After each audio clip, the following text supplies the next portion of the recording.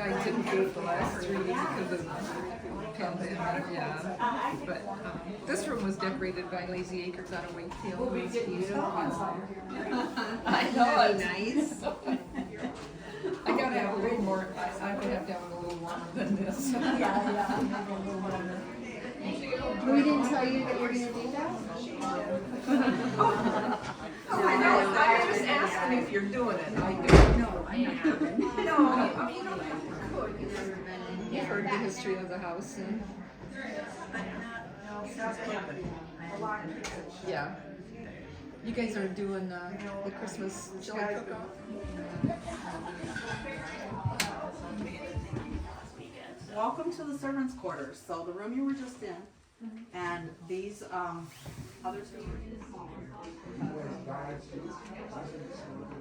Thank you. So they would try to find a place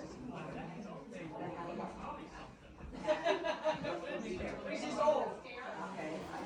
So that would relieve some of the.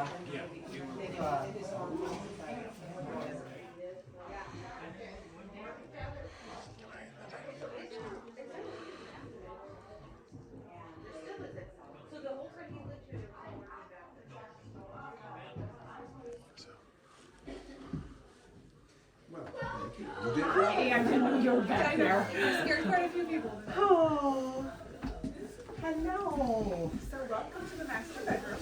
On the wall behind you is Captain O'Connor and his wife, Catherine. Captain O'Connor owned about 1,300 acres and farmed about 240. Before they came here, he apprenticed in New York as a carpenter, and that's why he was able to build the house. All the woodwork was super fancy. All of the woodwork on the property is black walnut, which was harvested here on the property. And then Charlotte, one of the daughters, did all of the feather painting that you see throughout the house. So he was called a captain because he was elected captain as a company formed to suppress the Indians. And that was in 1857. And then in 1961, he was commissioned by Governor Richardson as a captain of a company formed to resist attacks by the Indians. This room here is the nursery. It's right next to the master bedroom. It's close enough that the children can have their separate room and still be close to their parents. This bed and that dresser are original pieces of furniture of the house. There's 4 pictures on the dresser, and those 4 pictures are of Captain O'Connor's daughters. They were taken in the early 1870s. There are Charlotte, Julia, Marianne, and Catherine. The iron crib here originally cradled George E. Jensen of Homer, who died at the age of 100. And from the time Helen O'Connor was born, she lived in this room. And several years ago, she came in and refurbished this entire room to where she remembered it from her childhood. Cool.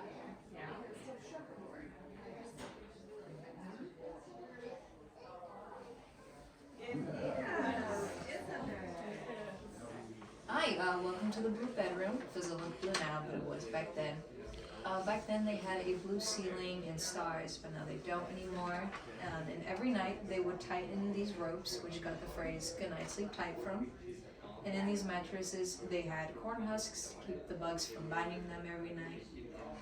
Yep. And on the door, there's buttons that say good night. Very tiny. And in the corner, that was used for bathroom purposes because they couldn't go outside during the cold. If you, I see. And you don't have access now to that. I see. And then the stories here, the watercolors here, kind of tell the story. The story of how he started in Ireland, took the steamer and a train, and ended up in Dakota County. Then they built a cabin on the property while it was being built, and then they would sell goods and travel to Omaha to get the brick to build the house and come back. Each trip took 6 weeks. Then the next picture is the finished O'Connor house. And then there's the cyclone that destroyed the whole house.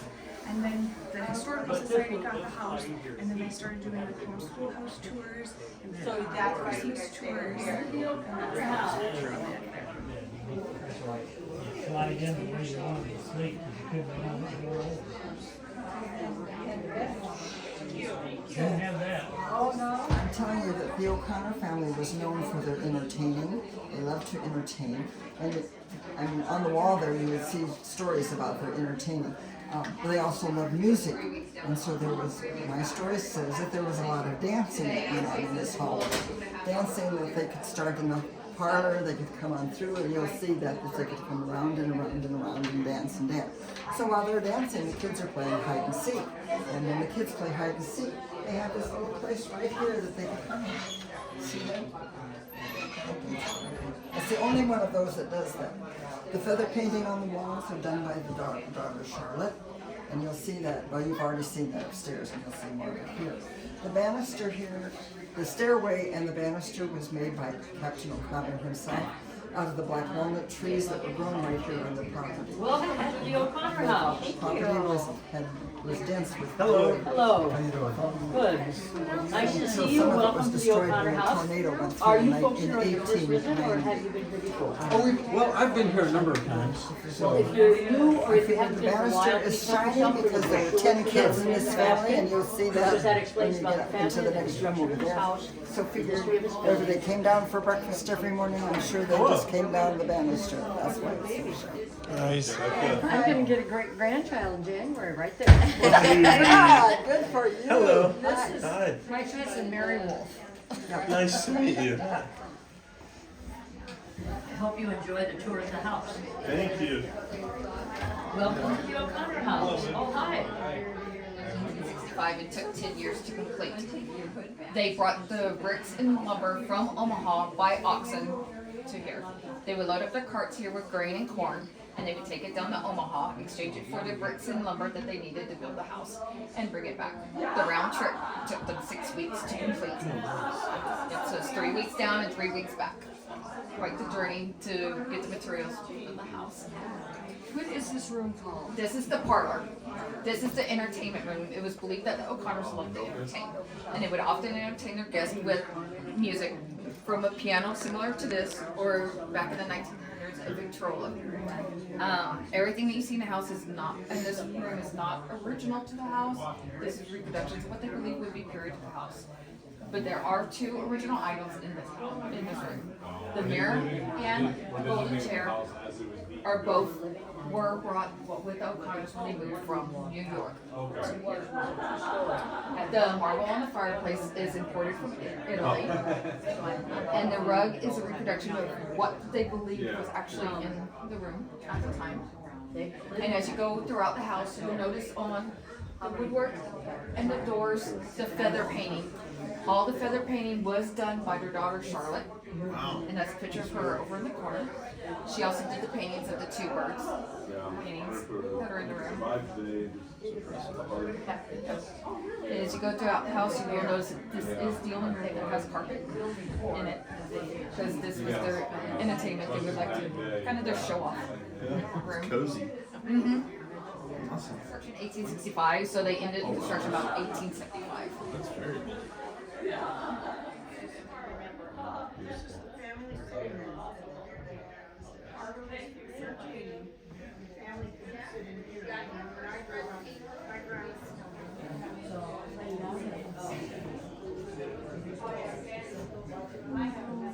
Yeah, amazing.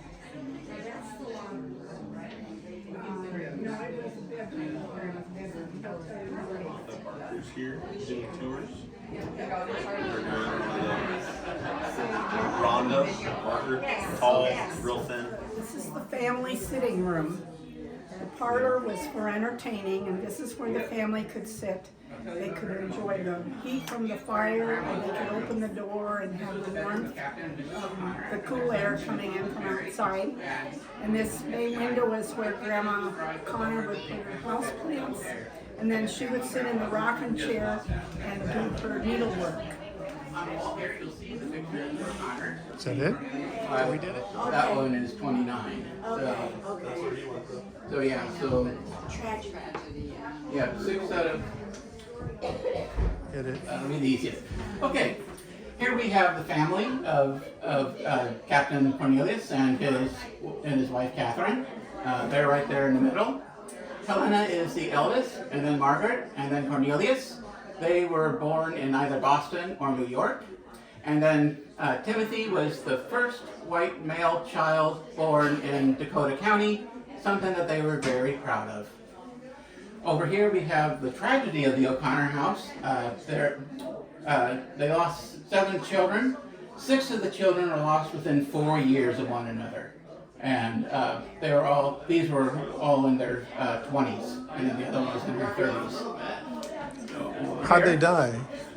The only thing I have found is consumption, which probably means TB. Oh, I see.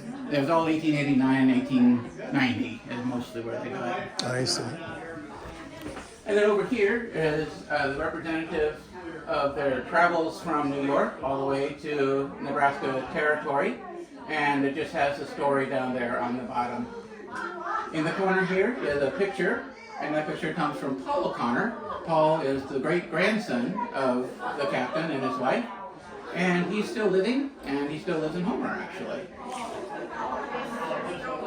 Over here, we have got the Timothy, the fourth son, or fourth child, I mean. He became a trader, an Indian trader, and so he traded with them, and so they gave him some of the gifts, and so he got those, as well as the picture over here. Pictures over here represent his good relationship with the Native Americans. And then a little bit over here. And then over here we have Catherine and her brother and sister.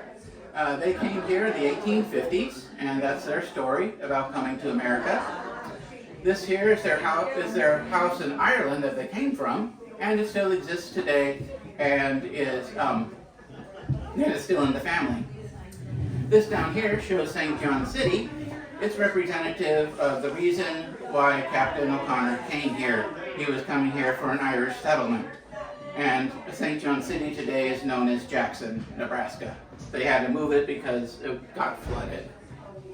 All right, we'll go to the case here now.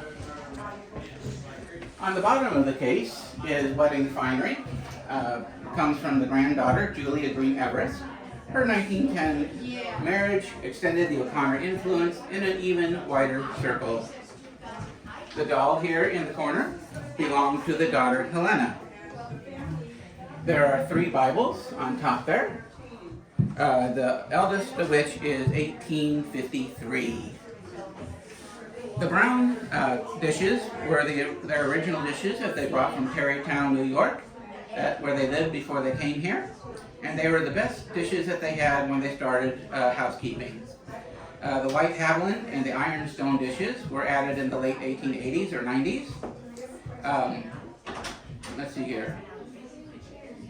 And I think that's it, other than this. The one thing I can't find in there is an 1885 menu for Bonton Restaurant in Denver, where you could enjoy porterhouse steaks, 2 for only $1. Welcome to the laundry room. First of all, though, we have to go outside to the pump, and we have to pump the water into the copper boiler. Already started a fire here, so I'll put the copper boiler with the water on here, get it good and hot, put it in the washing machine. I've already made some soap out of lard and lye. I've scraped some in here. Get it washing, just stir it around. Let's use this. Okay, well, if there's some spots, we better use this. Get the laundry on that. Then, the wringer.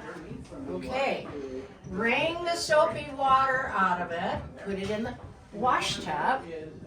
Then, it might have actually turned, and then you could run it through the wringer again, get the water out of it, and I've got a basket on the floor here, so I'm going to take my basket of clean laundry and bring it outside and hang it on my clothesline.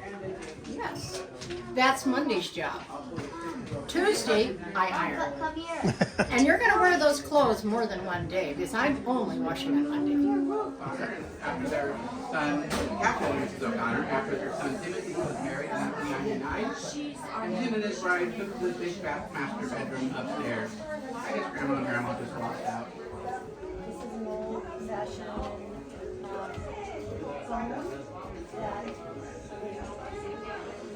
most people have gotten rid of their part of it. I still have mine because I have found myself. I've never seen that stuff. Okay. Would you like some cider? Hot cider, cold cider? Hot. Are you gonna sing us a song? Oh, thank you. I got a little carried away. I have a whole lot. You know how Brian always makes these Oh, like which one? ice cream maker? Would you like a cookie? Would you like Yeah, a that's cookie? that's how they I did it got back some. then. I'm gonna have a cookie. And look at that.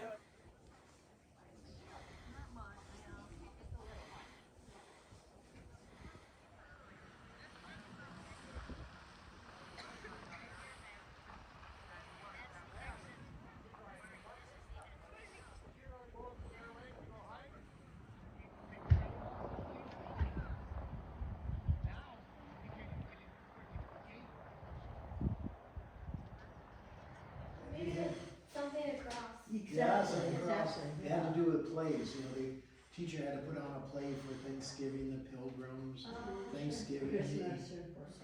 So you had it across there, they put up bed sheets there, that was their curtain. And some of those classes are pretty large, you know, so there's a real, I think there always were a mismatch of different styles, but now it really is, you know, I think we really get a lot of kids in here, so It's definitely the oldest schoolhouse in Dakota County, and most likely the oldest schoolhouse in the state of Nebraska. It started in 1857 in Omadai, which is an old Indian village over by the Missouri River there. The Indians had abandoned that village before because of changing the channel with the Missouri River, kept getting flooded out. And that also happened when the white settlers settled there. So it was only a school there from 1857 to 1860. After it got flooded out several times, they moved it over this way, 2 miles south of Homer, to Thomas Smith's homestead. And that was a schoolhouse till about 1904, when the Burlington Railroad laid down tracks between Homer and Lincoln. The schoolhouse, home school, was right in the path of the tracks, right through the schoolyard, so they had to move it another time over to Mills, Holmes Mill, which is only a little ways away on the Omaha Creek. He donated land for the schoolhouse, so the school was there from 1904 to 1964, and because of consolidation, it was closed. It was empty for several years, and then the Dakota County Historical Society bought it, moved it to the museum site here. In the 1980s, Ms. Rasmussen, a former teacher here, organized curriculum and started having classes from Homer School come here one day for a one-room country schoolhouse experience. It's so successful that now 6 weeks in the spring and a week in the fall, we have classes. Students come from local schools, about 20 schools in all, over 300 students come and spend the day in a one-room schoolhouse experience. They've read books like Little House on the Prairie books, so they come dressed as pioneers. They have a pioneer-type lunch. They're here the 3 hours they teach in the morning, reading, writing, arithmetic, some Palmer, cursive writing. Then the afternoon, after lunch, they split up. Half the class goes to the O'Connor house to tour the mansion. The other half goes to the antique farm implement museum, and then they switch. So they have a whole day of school here. And a lot of times when we open like this for Christmas, a lot of adults come and say, "Oh, I can remember going that one day at the one-room schoolhouse," and it's a very popular thing. Girl with her hands in her pocket there in the front row. That's my wife. When she's 5 years old, there she is now.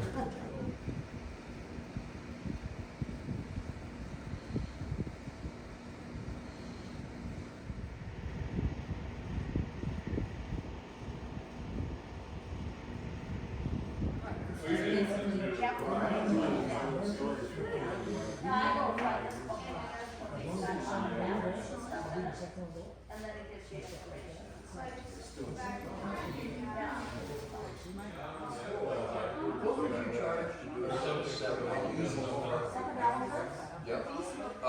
Two this size and five this size. And this isn't something that I would need like right away. This is just whenever you got it done. Kind of fits all the wood.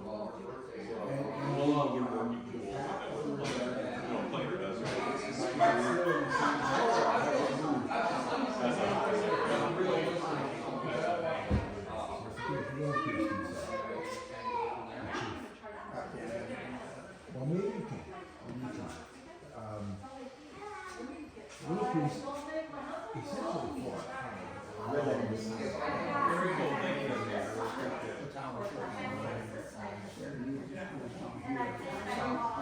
for